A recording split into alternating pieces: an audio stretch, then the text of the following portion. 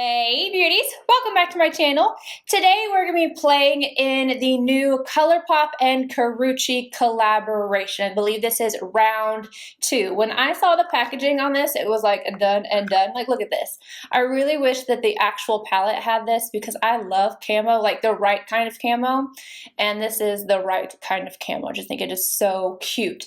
I did not pick up everything from the collection, but obviously I have the palette. I picked up one of the 4 lipsticks, one of the 2 glosses, and 2 of the liners. So the collection name is Brown Sugar. This is what the palette looks like. It has a plastic packaging and kind of like little glitter specks all over it, and you have Karrueche and Colourpop written on the front. And this is what the palette looks like. You have a little bit of a mixture of warm and cool tones in here, but it's mainly warm. But I like that they added in like these 2 right here. Like this one seems green in some pictures. It seems almost silver in some pictures. It's basically like a gray, like a silvery, I don't know, it has a different kind of tone to it. It's really pretty, but it is looked different in almost every picture I have seen of it. The palette alone retails for $12. I'm going to go ahead and show you guys the swatches. We have Chai, Jamocha, Amber, Ginger, Auburn, Sauté, Sorrel, I'm not sure if I'm saying that, Henna, and Chalk. Of the 4 lipstick shades, I got the nude because, you know, I wanted to be different. If you bought this by itself, it is $7, and if you bought the set, it is $28. But this is a beautiful peachy pink, but I think it leans a little bit more pink than it does peach. There's 2 ultra glossy lips. I picked up Dumpling because I am more fond of this orangey tone than I am the darker pink. It's like a, I don't know, a peachy pink, but it's more pink than it is peach in the picture at least. So I went with Dumpling, so you can see what that looks like, and it retails for $6. I didn't see on the website a little combo for those 2, but maybe I'm missing it. And then I also picked up 2 of the liners. Now the shades I got are Nut, which is like this orangey, bronzy, coppery shade, as well as Rum, which is a cool toned metallic brown. Now Colourpop does have a deal on the website, so if you wanted everything in the collection, it would be $65, so not bad at all. I think with everything mine was $37, so I'm not mad at it. I want to go ahead and get into the tutorials, and I'm going to give you guys my thoughts at the end. I started to do this video yesterday and I had a little bit of an issue, so I didn't want to review this palette because I had that issue, so I did that entire eye look, and I came back today and reused the palette. I used it again last night. I used it twice. So anyway, I'm going to start off with this eye look.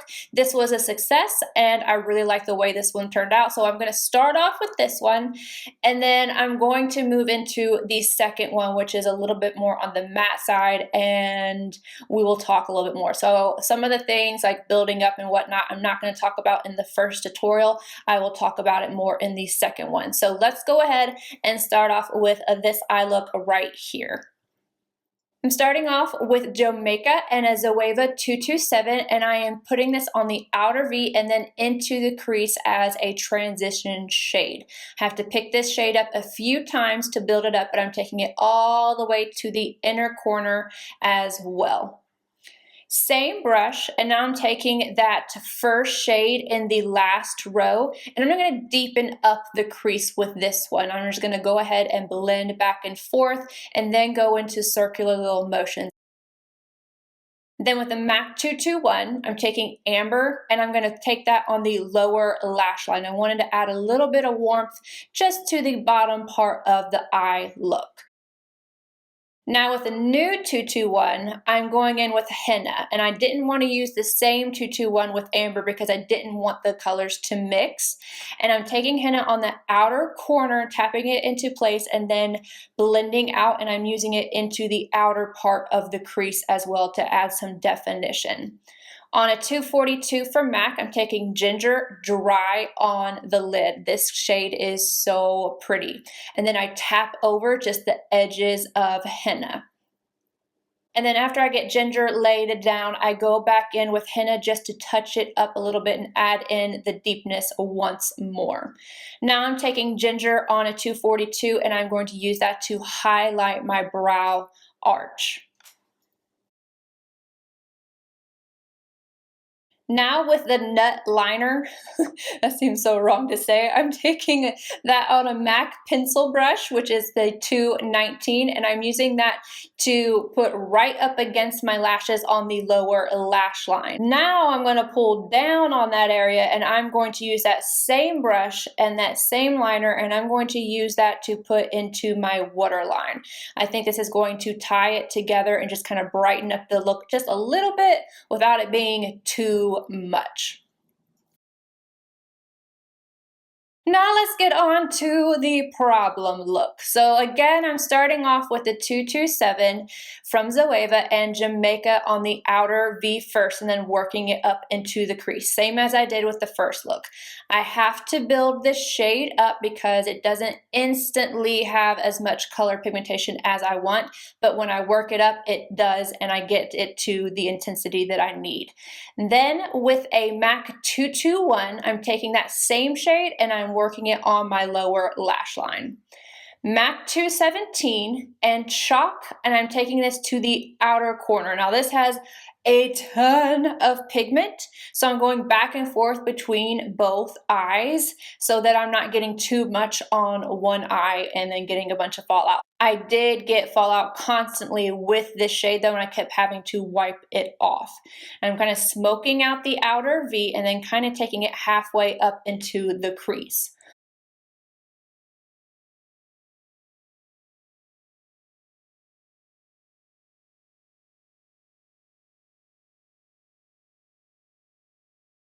With a MAC 242, I'm taking henna to the lid and I'm tapping it into place.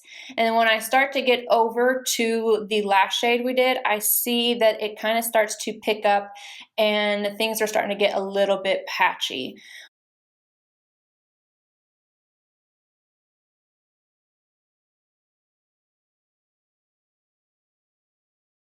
With a MAC 221, I'm adding more of chalk to the outer corner and crease and still seeing the patchiness. I'm adding a more gray with the 242, and this is just me going back and forth and trying to fix the problem. I did this a lot and I had to do it off camera because it was just becoming an issue. With a MAC 228, I'm taking a saute on the inner corner and lower corner to overlap the gray. And then on the brow arch with a 242 and the very inner corner to brighten it up. And off camera, I went in with Rum Liner and a Linda Hallberg 333 to make a small wing, and I have no lashes added on here. Now, as you can see, the problem I had when I was all done, just mascara, same old in my inner rim. I was kind of over it. Yeah, you can see the patchiness. So I ended up taking this off and trying a few more looks after this off camera. So I finished off this eye look with just liner on the inner rim. It'll be listed down below, and mascara. And then I went ahead because I wanted something on my inner corner and I added my highlight just to the inner corner, and that is it. Now with my lips, I did use this lipstick, the Butter, but I used my Rimmel number 49 to line my lips first this time just because I wanted to look just a little bit more crisp. But I love both the lipstick. I think it's beautiful, and the gloss. I would have topped this, but this is so creamy that I didn't feel like I wanted something too slippery than combined. But both of these, I like them. This one by itself, I do feel like I could see a little bit of the lines on the inner part of my lips, but I will say right now my lips are a little bit more dry. Doesn't bother me because I'm going to wear it with a liner anyway, so both of these are nice. The liners stay in place. Oh my gosh, I cannot tell you. My poor daughter, I'm going to insert a picture. I was scrubbing at her arm for a solid 30 seconds before I ended up taking a picture because I thought it was crazy how, they were not moving. And I had just done the swatch and taken the picture, and then I'm taking it off and it was not moving. So these These don't go anywhere, but there's one thing I don't like, and it's when I used rum as a little wing. And I don't know if it's just because I'm not used to wearing wings anymore, but I feel like it's a little thicker. So, or it could be that I layered it too much too, but I could feel like almost like that little bit of hardness on the outer corner. It wasn't bad, but I could feel it. But I mean, if you're worried about anything going anywhere, these aren't going to move.